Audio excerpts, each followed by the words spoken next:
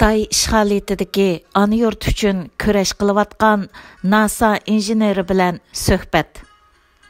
ئاپتورى ئارۇن شرەڭ. مۇھەررىرنىڭ ئىلاۋىسى.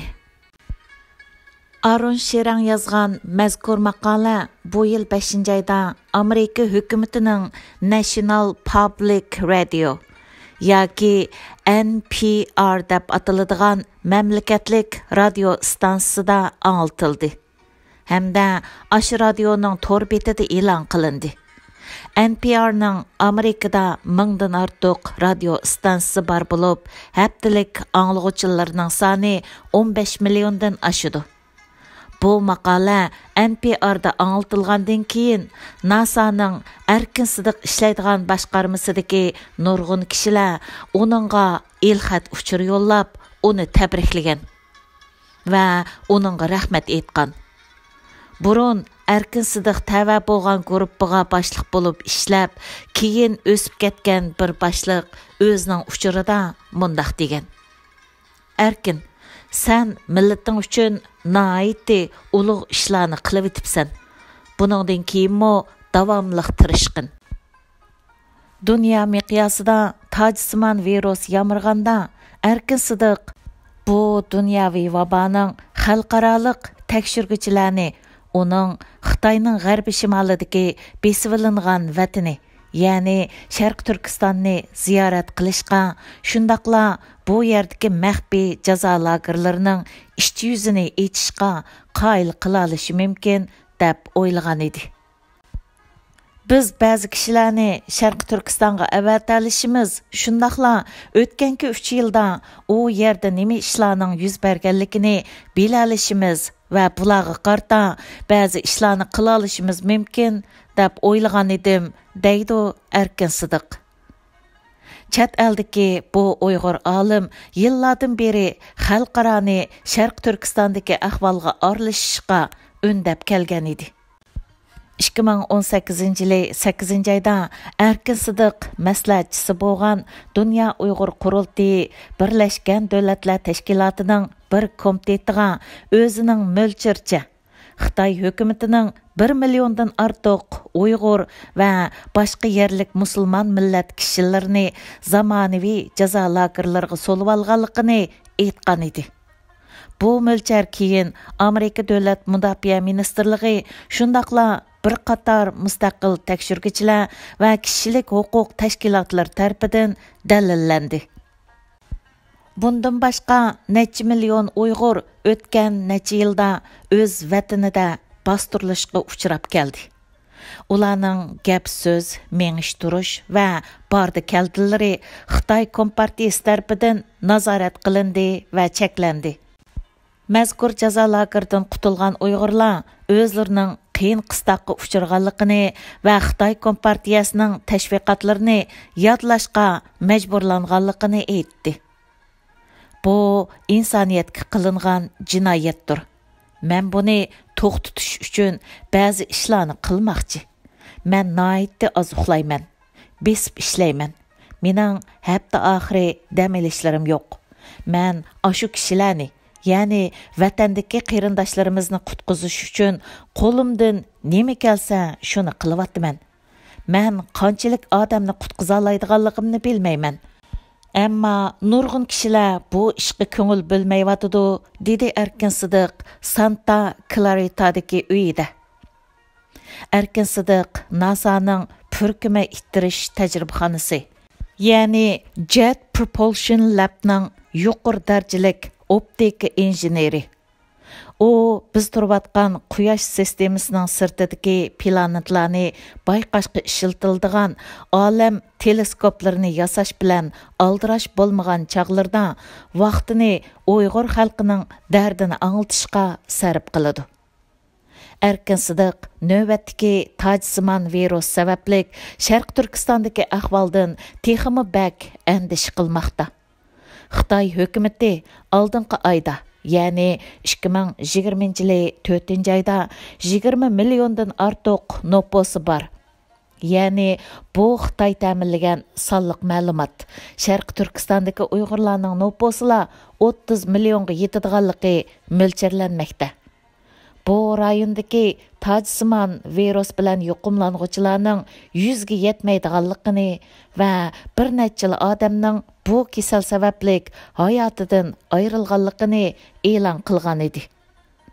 Erkin Sidiq bu gaplarga ishonmaydi. U qamal ostida yashayotgan millionlagan Uyg'urning bo'libmi lagerga, turmalarga solanganlarning va orliq saqlab ishlash mumkin bo'lmaydigan zavodlarga majburiy opirilganlarning ahvolidan ansirmoqda. U Uyg'urlarning hayotini pahal o'rnida ko'radiganligi isbotlangan Xitoy hukumatining Sharq Turkistonda vabo yomg'irgan taqdirdimi buni ko'rmasga selishidan qo'rqidi. Yuragim yig'laydi.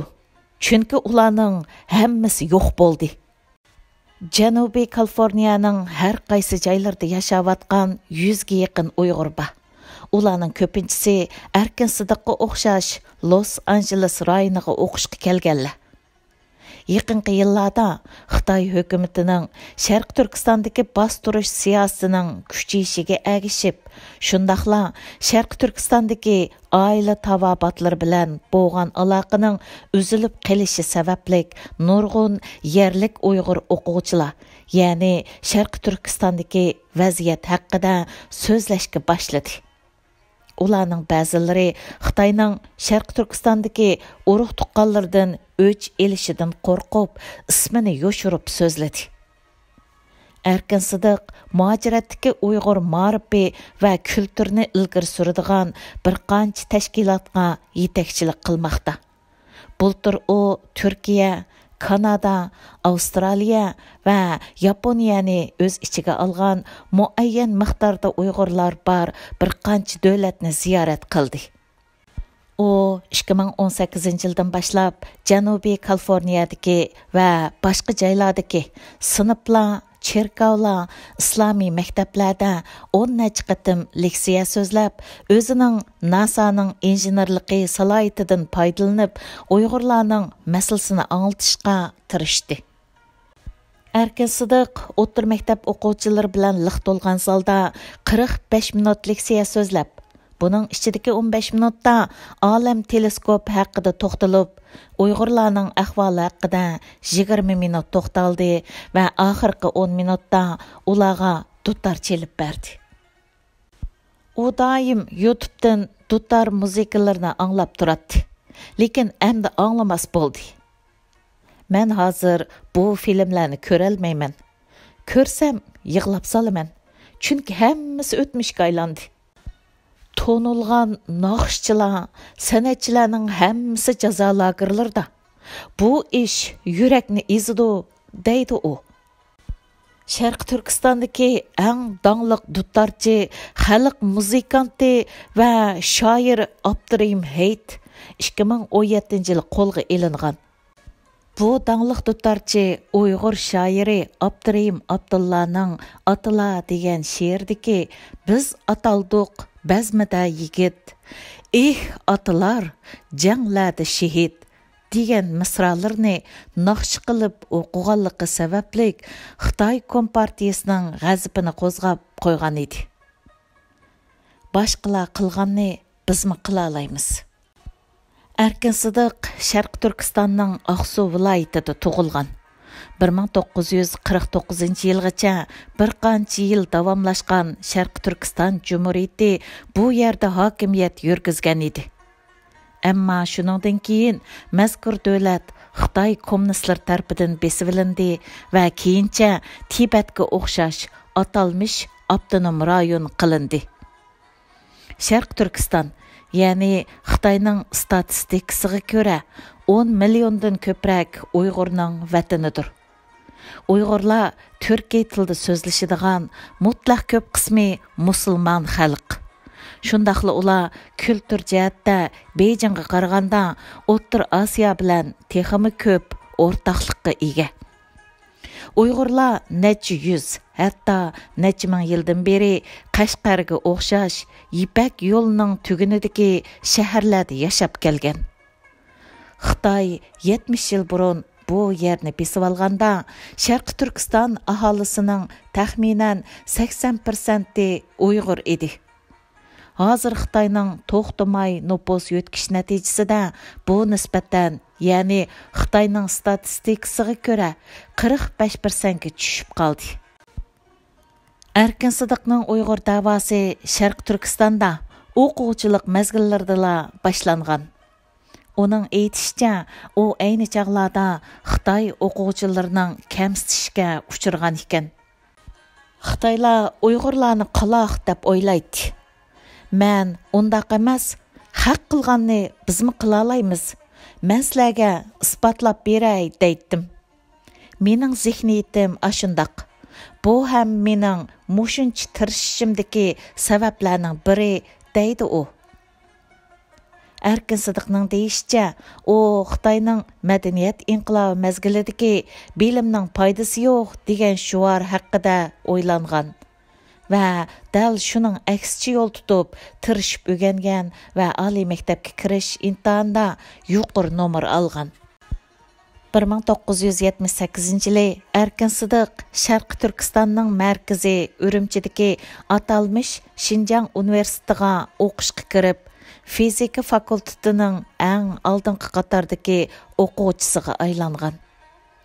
U o'quvchilar rahbari, shundaqla maktabda o'zligidan inglizcha o'rgangan tunji o'quvchi edi.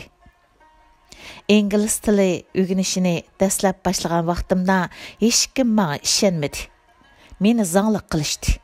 Lekin bir qancha oydan keyin maktabdagilar qilayotgan ishimni to'nib yetib, maktabning gazet, radiolarda men to'g'risida gap bo'lishga boshladi, deydi u.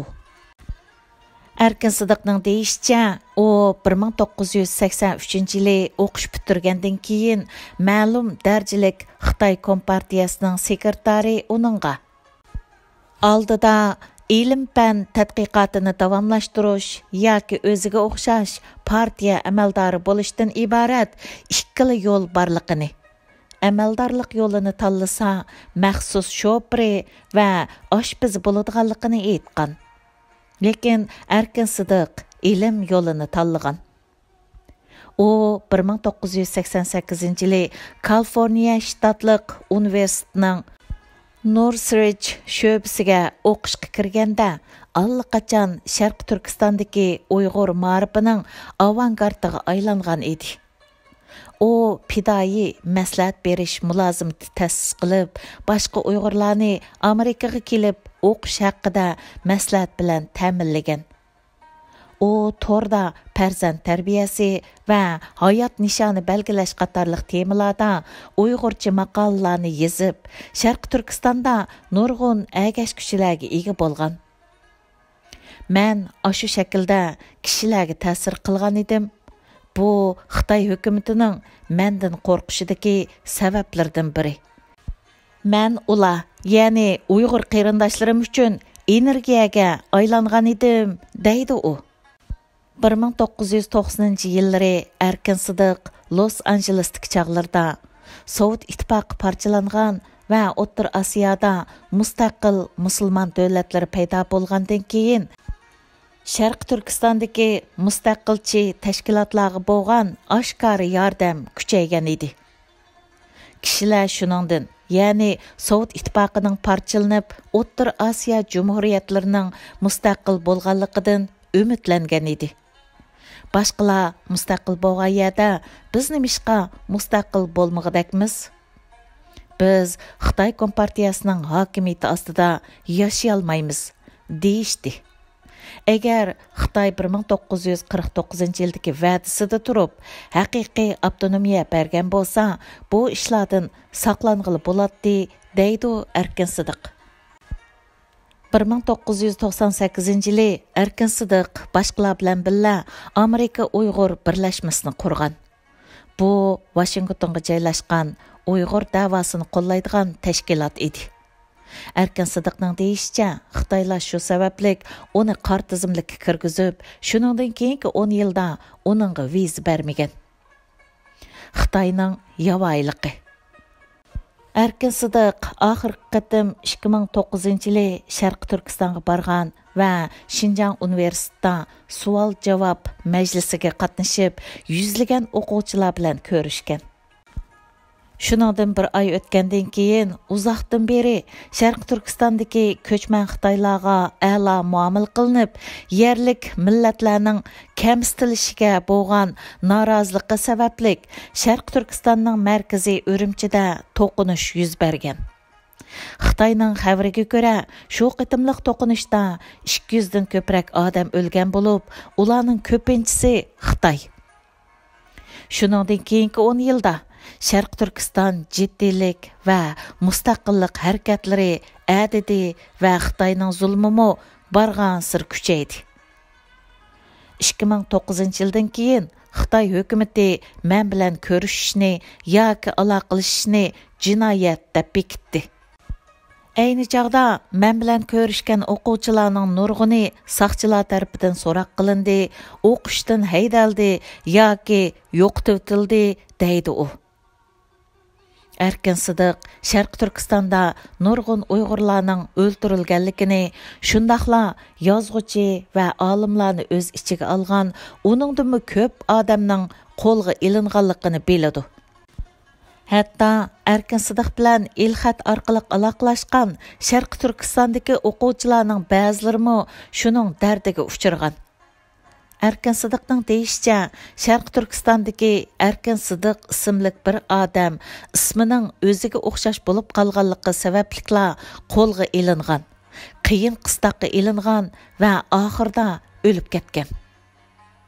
Ana shu ishlar sabablik kechallarmi ko'zimga uyqu kelmaydi va qo'limdan kelganini qilishga tirishaman deydi u. 2014-yılı Xitay terrorizmga qarshi turish bahonasida Uyg'ur kulturini nishon qilgan qattiq zarba berish harakatini boshladi. Xitay hukumat hujjatlarida ko'rsatilganidek, Xitay raisi Xi Jinping, ya'ni Şərq Türkistanda Amerikaning 11-sentabr vaqasidan keyingi terrorlikqa qarshi urush andisini qo'llanish buyruq tushirgan. Xitay bilan to'limi qo'yiq munosabati bor Suriya hukumatining xabariga ko'ra, bir qancha ming Uyg'ur jihad qilish uchun Suriyaga borgan. Buningdan sirt Xitay yana Şərq Türkistan islom harakatining Şərq Türkistanda bo'lgunchilik harakatlari bilan shug'ullanganligini ayblab kelgan. Lekin Xitay tig' uchini atalmış terrorlikqa qarshi bilalla cheklanib qolmay, mo'tadil diniy fikrlarni va mustaqillik haqidagi tinch muhokamalarni bostirgan. Şərq Türkistan butunlay qamal qilingan saqchi davlatiga aylangan. Milyonlagan Uyg'ur kecha-kunduz nazorat qilingan va vujudidagi Uyg'ur kulturining ifodalari sababli qo'lga ilinish xavfiga duch kelgan. Vatandan kelgan uchurlar. Erkin Sıdıq o'zining uyidagi ishxonasida chet eldagi Uyg'urlar uchun vatanimizdan kelgan yangi uchurlar degan temada video e'lon qilib turdi. Erkin Sıdıq 2017 yildan buyon o'zining oilasidagilar haqida uchur ololmayotdi. Chunki Erkin Sıdıq bilan so'zlashish ularning lagerga solinishiga sabab bo'ladi. Lekin chet eldagi Uyg'urlar va sobiq lager tutqunlarining guvohlik berishi, Xitoyning hukumatining oshkorlangan hujjatlari, sun'iy hamrohdan tortilgan suratlar va an'anaviy taratqulardagi to'limi oz xabarlarning natijasida jahon ahli Xitoyning Uyg'urlarga qaratgan bostirish siyosatining qaysi darajada ig'ir ekanligini tushunishga boshladi. Şərq Türkistan chat, shundaqla ichki quruqlikda bo'lg'achqa, Xitoy bu xil afzallikdan foydalanib, bu yerdagi uchurlarni qattiq tizginlab keldi. Shu vajidan Şərq Türkistandagi jazo lagerlariga aloqador eng dastlabki uchurlarning ko'pinchisi Erkin Sıdықqa o'xshash chet eldagi Uyg'urlardan kelgan. Bu Uyg'urlar Şərq Türkistanning ichki-sirtida safar qilib va oilasidagilar bilan aloqalashib turadi. Biz әң дәсләптә, яғни Шәрқ Түркістандагы кишиләрнең қолга елиниватқанлык, yo'qab ketayotganlik xabarini әни шулардан аңладык, deydi Germaniyalik mustaqil tadqiqotchi Adrian Zenz. Adrian Zenz kommunizmning ziyonkashligiga uchirg'uvchilarni xotirlash fondining yuqori darajalik Xitoy ishlar tadqiqotchisidir. O 2016 yildan boshlab Xitoyning Uyg'urlarga qaratgan siyosatlarini tadqiq qilishga boshlagan. Uning dokladlari va sonliq ma'lumot tahlillari tunji qitim Xitoy hukumatining Sharq Turkistonga necha 10 minglagan bexatarlik saqlash xizmatchilarini akelganligini oshkorlagan va shu orqali 1 million yoki uningdan ko'p Uyg'urlarning lagerlarga qamalganligini mo'ljarlashga turtki bo'lgan edi. Adrian Zenzning asosliq uchur manbasi Xitoy hukumatining qurilishlarga g'ayrida chaqirish e'lonlariga o'xshash jazo lagerlarining ko'lami va doirasi haqida tafsiliy ma'lumotlarni o'z ichiga olgan hujjat materiallardir. Xitoylar boshqalarning bu Xitoycha hujjatlarni va bu xil materiallarning zodi nimaga aloqador ekanligini tahlil qilib yurishini o'ylab boqmagan edi, deydi Adrian Zenz. Bultur Xitoy hujjatlari degan nomda oshkorlangan Xitoyning hukumat hujjatlari Xitoy hukumatining bu yovvoyi qilmishlarining texmo ro'shan paketlaridir. Xalqaroning inkosi. Birlashgan Davlatlar Tashkilotining bir komiteti 2018-yili 7-oyda Sharq Turkistondagi jazo lagerlari masalasini muzokara qilgandan keyin Xitoy oxiri lagerlarning mavjudligini e'tirof qildi. Lekin hukumat amaldorlari bu lagerlarni islomiy ashqulliqning ta'siriga uchirgan kishilarni tarbiyalash va o'zgartirishni nishon qilgan kasbiy tarbiyalash markazlari deb turib oldi. Shu yilning oxirida Xitoy gepidan yenib olib, lagerlarning mavjudligini e'tirof qilish orqali uni qonuniylashtirdi. Xitoy davlat taratqularimi lagerlardagi Uyg'urlarning ijobiy kechmishlariga aloqador xabarlarni e'lon qildi. 2019-yili 3-oyda Amerika va boshqa g'arb davlatlari Janvada o'tkazilgan kishilik huquq yig'inida guruh muhokamasi elib bordi. Adrian Zenz va boshqa mutaxassislar bu yerda Sharq Turkistondagi jazo lagerlari haqida guvohlik berdi. Bultur 5-oyda Birlashgan Davlatlar Tashkiloti kishilik huquq kengashidagi 22 davlatning vakillari birlashma bayonot e'lon qilib, Birlashgan Davlatlar Tashkilotidan Xitoyning Uyg'urlarni zo'ravonlik bilan bostirishi qarta tekshirish elib berishini talab qildi. Shuningdan necha kun keyin boshqa 50 necha davlatning elchilari buningga qarta Beijingning Sharq Turkistondagi kishilik huquq ifodasini maqtaydigan birlashma xushomadnoma e'lon qildi. Amerika bu ikkisining hech biriga imzo qo'ymadi. Lekin ular Xitoyning Uyg'ur siyosatini oshkora aybladi. Davlat sekretari Pompeo buni bu asrning deg'i dedi.